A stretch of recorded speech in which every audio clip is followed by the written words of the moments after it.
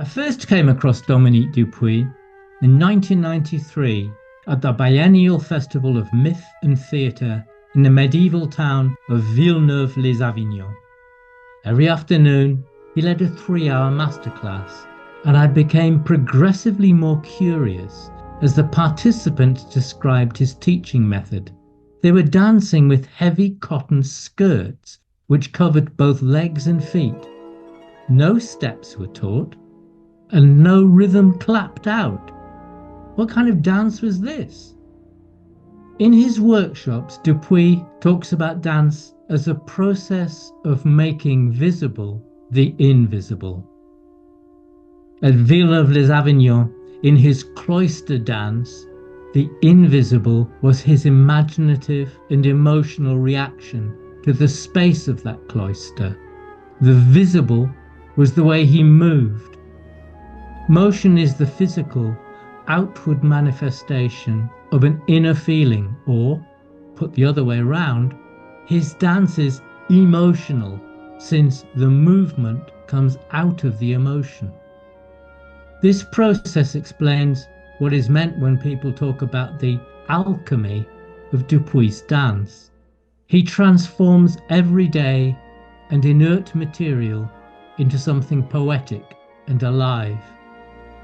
Put crudely, if Dupuy hadn't been so sensitive to the dimensions, surfaces, and temperature of the cloister, then he wouldn't have been able to awaken our sensitivity to alert us to those qualities. He could only change that space because he was changed by it. If words like invisible and alchemy suggest that Dupuy's work is metaphysical, the opposite is entirely true. He's completely grounded in the physical.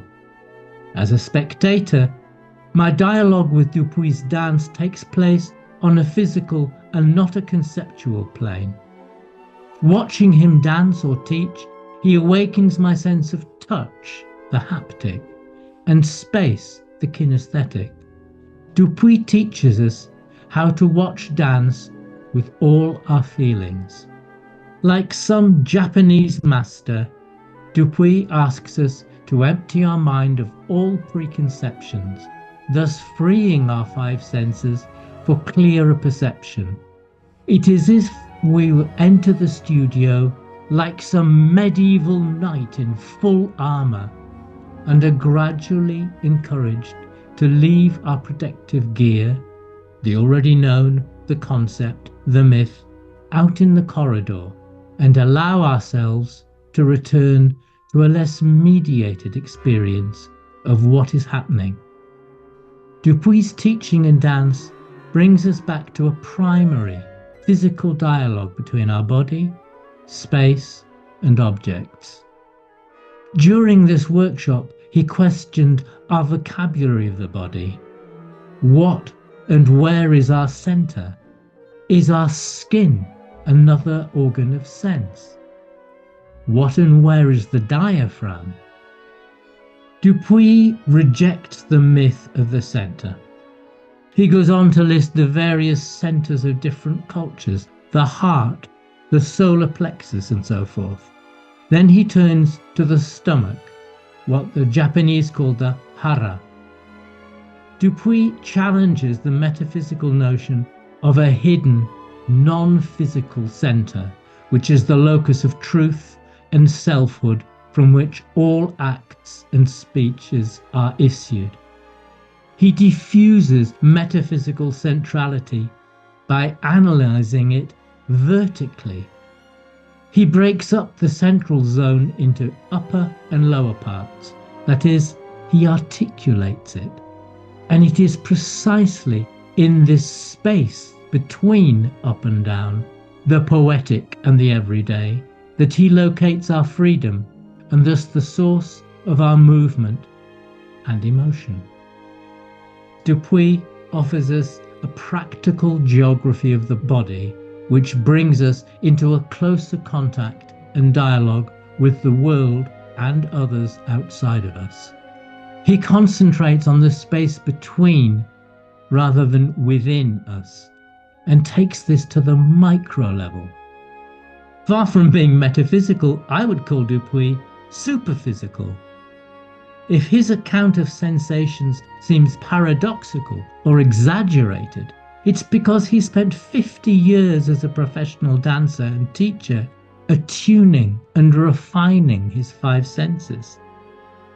When I had to translate his expression la peau ventrale and la peau dorsale, I was stumped.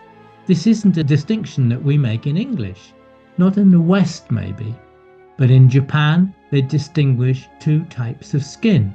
There is the yin skin, soft, female, yin, of which the largest area is found on the stomach, and the yo skin of the back, rough, male, yang. Having identified our two types of skin, we were then asked to initiate movements from each of them, concentrating on the movement of air across our skin as we moved. Dupuy was inviting us to place our attention on the surface and not the center, to think and to move from the most immediate point of contact between ourselves and space. He demanded the same instrumental sensitivity as a bird in flight, who changes speed and direction by regulating the passage of air over its wings. Drawing attention to the qualities of our skin is only one way in which Dupuy helps us rethink the way we move. Another is his sensitivity to the diaphragm. The diaphragm is described in a medical textbook on anatomy as being the second most important muscle in our body after the heart. It regulates our breathing.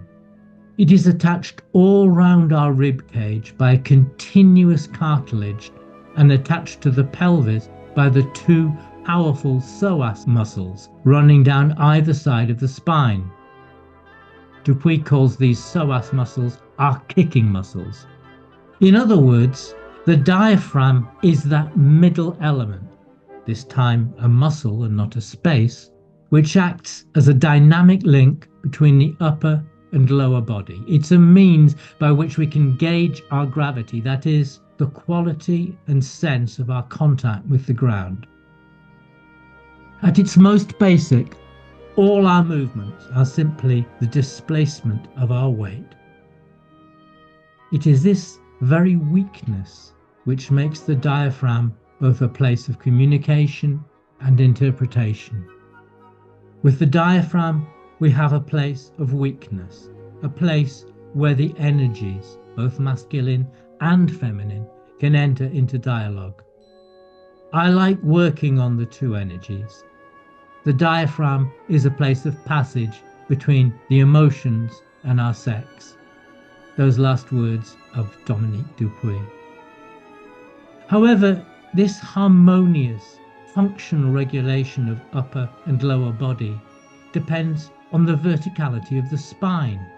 Because we are now a more sedentary culture, and because we have forgotten how to sit properly, we are losing our sense of instrumental verticality.